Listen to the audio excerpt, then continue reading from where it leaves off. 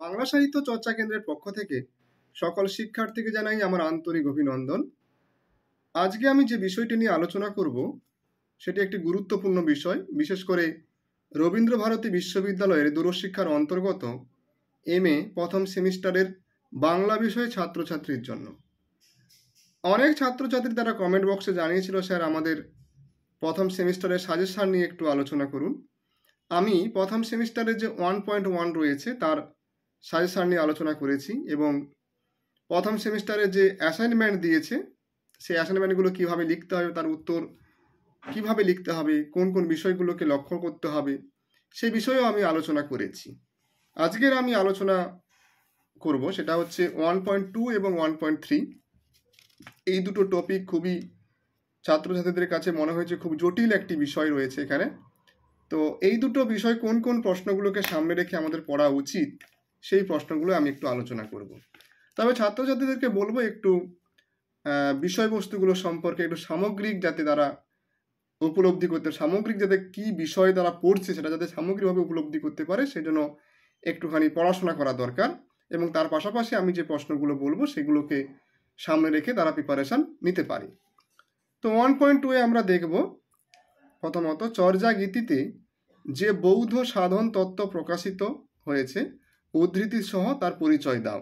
অর্থাৎ এই চর্যা গীতিতে যে সাধন তত্ত্বের কথা আমি বলেছি, যে চর্যা গানের মধ্যে মূলত তারা যে সহজানন্দ সহজ মহাসুখ লাভ করতে চাইছে সেই বিষয়টা নিয়ে আলোচনা করতে হবে এবং সিলেবাসের অন্তর্ভুক্ত যে গানগুলো রয়েছে সেখানে কোথায় সেই সহজানন্দের কথা বলা হয়েছে বা কিভাবে সেই সহজ মহাসুখ লাভের কথা বর্ণিত হয়েছে সেগুলো আলোচনা করতে হবে। আমি চর্যা গানের যে প্লেলিস্ট রয়েছে, শুধুমাত্র চর্যা গানের প্লেলিস্ট বলে একটা আমি প্লেলিস্ট করেছি, সেখানে আপনারা এই বিষয়ে আলোচনা দেখতে পারেন।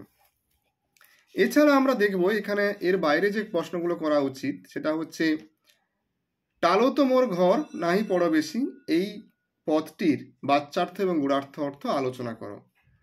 অথবা চাটিল পায়ের ভবনই গহন গম্ভীর বেগে বাহি, এই পদে সাঁকো নদী পারাপারে রূপকে যে বৌদ্ধ দর্শন ও সাধন তত্ত্ব প্রকাশিত হয়েছে তা আলোচনা করো। নতুবা 6 সংখ্যক গানে যে কাহেরে ঘিনি মেলি অচ্ছ কিস, এই পদটির মধ্য দিয়ে সাধক কবি কি বোঝাতে চেয়েছেন সেটা নিজের ভাষায় বিবৃত করো। অথবা 10 নম্বর গানে আমরা দেখব নগর বাহিরে ডম্বিত হরি কুড়িয়া, এই গানটির তাৎপর্য ব্যাখ্যা করো। তো 1.2 থেকে এখানে আমরা দেখব প্রথম যে চর্যা গীতির গানগুলো রয়েছে সিলেবাসে তার থেকে এই প্রশ্নগুলো মোটামুটি করতে হবে। এবং এখানে 2 নম্বরে আমরা দেখব সেটা হচ্ছে শ্রীকৃষ্ণ কীর্তন কাব্য রয়েছে। শ্রীকৃষ্ণ কীর্তন কাব্যে রাধার বিরহ অবলম্বনে, রাধা বিরহ যে খণ্ডটা রয়েছে সেই খণ্ড অবলম্বনে রাধা বিরহ অবস্থার স্বরূপ বিশ্লেষণ করো। 2 নম্বর হচ্ছে বংশীখণ্ডের নাট্যগুণ আলোচনা করো।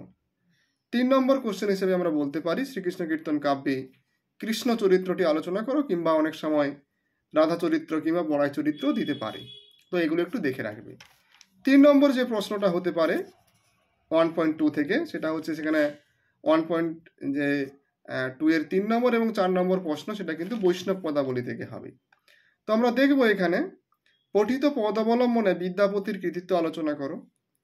অথবা স্পেসিফিক কোনো পদ দিতে পারে, যেমন বিদ্যাপতির নব অনুরাগিনী রাধা শীর্ষক পদটিতে কাব্য সৌন্দর্য উল্লেখ করে কবি প্রতিভার মূল্যায়ন করো। অথবা নিরোদ নয়ন নিরঘন সিঞ্চনে, এই পদটি গৌরচন্দ্রিকা না গৌরাঙ্গ বিষয়ক পদ, পদটি অনুসরণে গৌরাঙ্গের রূপ ও স্বরূপ ব্যাখ্যা করো। কিংবা এখান থেকে আরও প্রশ্ন হতে পারে যে মাথুরের শ্রেষ্ঠ কবি বিদ্যাপতি, এই অভিমতের প্রেক্ষিতে বিদ্যাপতির এই পর্যায়ের শ্রেষ্ঠত্বের কারণগুলি আলোচনা করো। বা এখান থেকে আরও প্রশ্ন হতে পারে আক্ষেপ অনুরাগ বলতে কি বোঝো, আক্ষেপ অনুরাগ পদে জ্ঞান দাসের কৃতিত্ব আলোচনা করো। এটা 3 নম্বর প্রশ্নের জন্য 1.3 3 নম্বর প্রশ্নের জন্য এই প্রশ্নগুলো করলে হয়ে যাবে। 4 নম্বর দাগের প্রশ্নের জন্য 1.3-তে যে প্রশ্নগুলো আমরা সামনে রেখে প্রস্তুতি নেব, পঠিত পদ অবলম্বনে গোবিন্দ দাসের কৃতিত্ব আলোচনা করো। বা জ্ঞান দাসের তোমার গরবে গরবিনী হাম, এই পদটিতে ব্যক্ত রাধার মনোভঙ্গির পরিচয় দাও। অথবা এখান থেকে প্রশ্ন হতে পারে কবিশেখরের পদে রাধার পূর্বরা কিভাবে কাব্য সৌন্দর্য লাভ করেছে বুঝিয়ে দাও। অথবা এখান থেকে এরকম প্রশ্ন হতে পারে তোমার পাঠ্য অবলম্বনে চৈতন্য সমকালীন কবি বাসু ঘোষের কবি কৃতিত্বের মূল্যায়ন করো। এই ধরনের প্রশ্ন কিন্তু আসতে পারে। তো 1.3 থেকে কিন্তু এই প্রশ্নগুলো মোটামুটি প্রস্তুতি যদি নিতে পারো তাহলে আশা করছি অসুবিধা হবে না। এরপরে আমি চলে যাব 1.3। 1.3তে আমরা যে প্রশ্নগুলোকে সামনে রেখে প্রস্তুতি নেব, 1.3-র 1 নম্বর প্রশ্নের জন্য প্রতিটা প্রশ্নের মান কিন্তু 10, ঠিক আছে। মোট প্রতিটা করে 50 নম্বর, কিন্তু তার মধ্যে 40 নম্বরের লিখিত পরীক্ষা হবে, 10 নম্বরে অ্যাসাইনমেন্ট তো হয়ে গেছে, 15 তারিখে বোধহয় জমা দিতে হবে। তো এখানে 1 নম্বর যে প্রশ্নের জন্য যে প্রশ্নগুলো প্রস্তুতি নেব আমরা, প্রথমত কৃত্তিবাসী রামায়ণ রয়েছে। কৃত্তিবাসী রামায়ণে বাল্মীকি অনুসারী হলেও অনেকাংশে মৌলিক, সেটা বুঝিয়ে দাও। অর্থাৎ এই ধরনের প্রশ্ন দিতে পারে, অথবা এই প্রশ্নকে একটু ঘুরিয়ে দিতে পারে যে বাল্মীকি রামায়ণের সঙ্গে কৃত্তিবাসী রামায়ণের পার্থক্য কোথায় আলোচনা করো, কিন্তু প্রশ্নটার উত্তর আসলে একই, সেই মৌলিকতা কথা জানতে চেয়েছে। বা কৃত্তিবাসী রামায়ণের সাহিত্য মূল্য কোথায়, এই ধরনের সাহিত্য মূল্য বা কাব্য মূল্য কোথায়, এই ধরনের প্রশ্ন হতে পারে। এই বছর পড়ে গেছে, মানে এই বছর বলতে গত বছরে যেটা পড়েছে এই কৃত্তিবাসী রামায়ণ থেকে, সেই প্রশ্নগুলো কিন্তু একটু দেখে রাখা দরকার, কারণ অনেক সময় প্রিভিয়াস ইয়ার কোশ্চেন কিন্তু রিপিট হয়। যেমন কৃত্তিবাসী রামায়ণের মধ্যে বাঙালিয়ানা কিভাবে ফুটে উঠেছে, কিংবা এই কৃত্তিবাসী রামায়ণের রামচরিত্র বা দশরথ চরিত্র সম্পর্কে আলোচনা করো, এই ধরনের প্রশ্ন কিন্তু আসতে পারে। 2 নম্বর যে টপিকটা রয়েছে, 2 নম্বর প্রশ্নের জন্য যে প্রশ্নগুলো আমাদের পড়তে হবে, প্রথমত কোন আর্থসামাজিক প্রেক্ষাপটে শ্রীকৃষ্ণ বিজয় কাব্য রচিত হয়েছে, এই কাব্যে দেশকাল সমাজের প্রতিফলন ঘটেছে তা বুঝিয়ে দাও।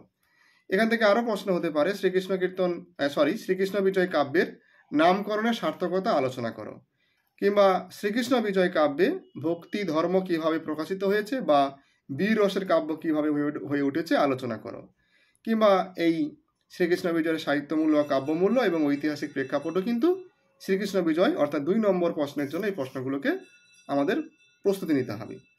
3 নম্বর প্রশ্নের জন্য 3 নম্বরে আমরা দেখব অন্নদামঙ্গল রয়েছে। অন্নদামঙ্গল থেকে যে প্রশ্নগুলো আমরা সামনে রেখে পড়ব, প্রথমত অন্নদামঙ্গলকে নতুন কাব্য বলার তাৎপর্য কোথায়, নতুন মঙ্গল কেন বলা হয়েছে, এটা আমরা, এই প্রশ্নটা খুবই গুরুত্বপূর্ণ।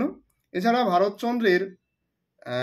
ভারতচন্দ্রকে যুগসন্ধির কবি বলা হয় কেন, অন্নদামঙ্গল কাব্যের প্রেক্ষিতে ভারতচন্দ্রকে যুগসন্ধির কবি কেন বলা হচ্ছে সেটা আলোচনা করো, অথবা অন্নদামঙ্গল কাব্যের সমাজচিত্র আলোচনা করো, কিংবা এর হাস্যরস আলোচনা করো, এটা। আর গত বছর পড়ে গেছে রাজকণ্ঠের মণিমালা, যেটা অন্নদামঙ্গলকে রবীন্দ্রনাথ ঠাকুর বলেছিল রাজকণ্ঠের মণিমালা, এই প্রশ্নটা পড়ে গেছে, তাও তোমরা একটু দেখে রাখতে পারো। এছাড়া আমরা 4 নম্বর প্রশ্নের জন্য আমরা দেখবো, সেখানে কিন্তু কতগুলো টিকা থাকে, 2-4টে টিকা থাকে। তো সেই টিকাগুলো কোথায়, টিকাগুলো মূলত কৃত্তিবাসী রামায়ণ থেকে নেওয়া হয়। তো যে টিকাগুলো এবছরের জন্য ইম্পর্টেন্ট বলে আমার মনে হয়েছে, সেটা হচ্ছে রাবণের নিকটে শ্রীরামের রাজনীতি শিক্ষা, রাজা হরিশ্চন্দ্রের উপাখ্যান, কৃত্তিবাসের আত্মপরিচয়, অঙ্গদের রায়বার, লঙ্কাকাণ্ডে বীর সৃষ্টিকারী 2টি ঘটনা, সীতার অগ্নি পরীক্ষা, সগর বংশ উদ্ধার অংশ। এইগুলো এই বছরের জন্য গুরুত্বপূর্ণ, এবং গত বছর যে প্রশ্নগুলো পড়েছে সেগুলো একটু তোমরা দেখে রাখতে পারো। সেগুলো থেকে প্রশ্ন 1-2 এলেও আসতে পারে। অহল্যার উদ্ধার, দেবীর অকালবোধন, রত্নাকর দস্যুর কাহিনী এবং খর দূষণ, ঠিক আছে। তো আমি পরবর্তী যে কোরগুলো রয়েছে, পরবর্তী ভিডিওতে সেই কোরগুলোর সাজেশন নিয়ে আলোচনা করবার চেষ্টা করব। তোমাদের যদি উপকৃত হয়ে থাকো তোমরা, তাহলে অবশ্যই আমাদের চ্যানেলটি সাবস্ক্রাইব করে আমাদের পাশে থাকবেন।